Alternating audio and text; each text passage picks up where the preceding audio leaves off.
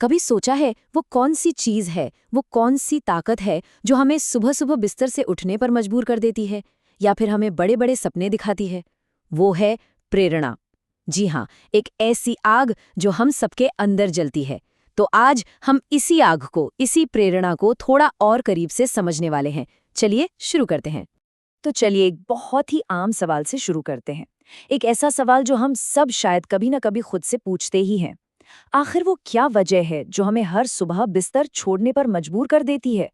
क्या वो कोई ऑफिस की डेडलाइन है, या कुछ नया सीखने का जुनून, या हो सकता है बस वो सुबह की गर्मा गर्म चाय की प्याली हो जिसका हम इंतजार कर रहे होते हैं? वजह चाहे जो भी हो, इन सब के पीछे एक ही हीरो है, और वो है हमारी प्रेरणा।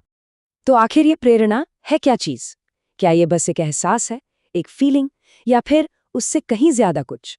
चलिए थोड़ा और गहराई में जाते हैं और देखते हैं कि असल में ये एक पूरी प्रक्रिया है जो हमारे हर एक्शन को कहीं ना कहीं से कंट्रोल करती है।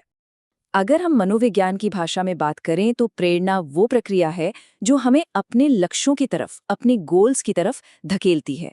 आप इसे एक अंदरूनी ताकत समझ सकते हैं, एक तरह का मेंटल पुश जो किसी भी काम को करने के लिए हमें वो जरूरी एनर्जी और सही दिशा देती है।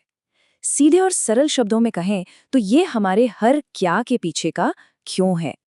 अब यहाँ एक बहुत ही दिलचस्प मोड़ आता है। क्या आप जानते हैं कि प्रेरणा हमेशा एक जैसी नहीं होती?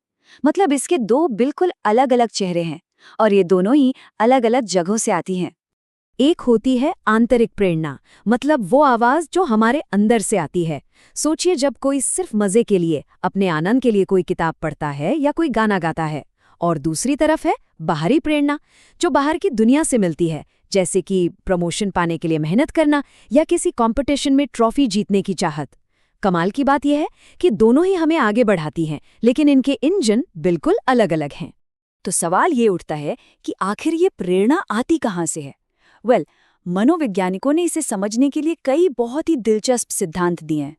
तो चलिए कुछ सबसे जरूरी सिद्धांतों पर एक नजर डालते हैं और समझते हैं कि ये सब काम कैसे करता है।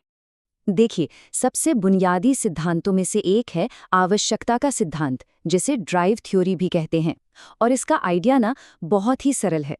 जब हमें किसी चीज की जरूरत होती है, मान लीजिए भूख लगने पर भोजन की, तो हमारे अंदर एक तरह की बेचैनी, एक ड्राइव पैदा होती है, और बस यही बेचैनी हमें उस जरूरत को पूरा करने के लिए काम करने पर मजबूर कर देती है। अब इसी आइडिया को एक कदम और आगे ले जाता है मैस्लो का एक बहुत ही मशहूर सिद्धांत। और ये सिद्धांत हमारी ज़रूरतों को एक पिरामिड के रूप में देखता है। इस पिरामिड के सबसे निचले हिस्से में, यानी इसकी नींव में, हमारी सबसे बुनियादी ज़रूरतें हैं, जैसे रोटी, कपड़ा और मकान। जब ये पूरी हो जाती हैं, तब हम एक लेवल ऊपर जाते हैं और सुरक्षा के बारे में सोचते हैं, जैसे एक पक्की नौकरी। इसके बाद आता है सामाजिक ज़रूरतें, प्यार और अपनेपन का स्तर, यानी दोस्त, परिवार। फिर हम सम्मान की तरफ बढ़ते हैं, चाहते हैं कि लोग हमारे काम को पहचानें, उसकी सराहना करें।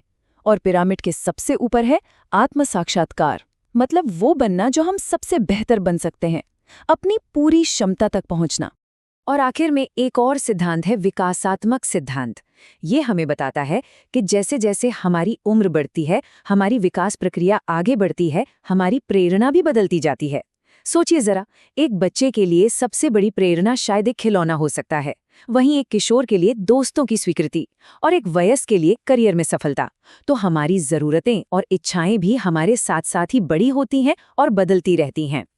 ठीक है, तो हमने सिद्धांतों को तो समझ लिया, पर सवाल ये है कि असल जिंदगी में ये मोटिवेशन इतना जरूरी क्यों है? आखिर क्यों हम इस पर इतनी बात कर रहे हैं? क्योंकि इसका असर सिर्फ एक इंसान पर ही नहीं, बल्कि हमारे आसपास के पूरे माहौल पर पड़ता है। देखिए, जब लोग प्रेरित होते हैं, मोटिवेटेड होते हैं, तो वो सिर्फ काम नहीं करते, बल्कि कमाल करते हैं। उनकी कार्यक्षमता, उनकी एफिशिएंसी बढ़ जाती है। वो अपने काम से ज्यादा संतुष्ट रहते हैं, खुशी महसूस करते हैं।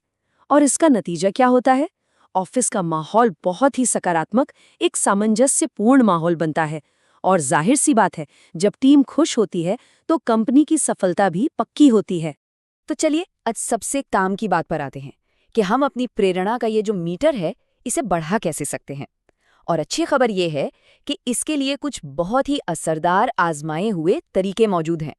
पहला कदम है अपने लक्ष्य तय करना। और लक्ष्य ऐसे हों जो बिल्कुल स्पष्ट और मापने लायक हों।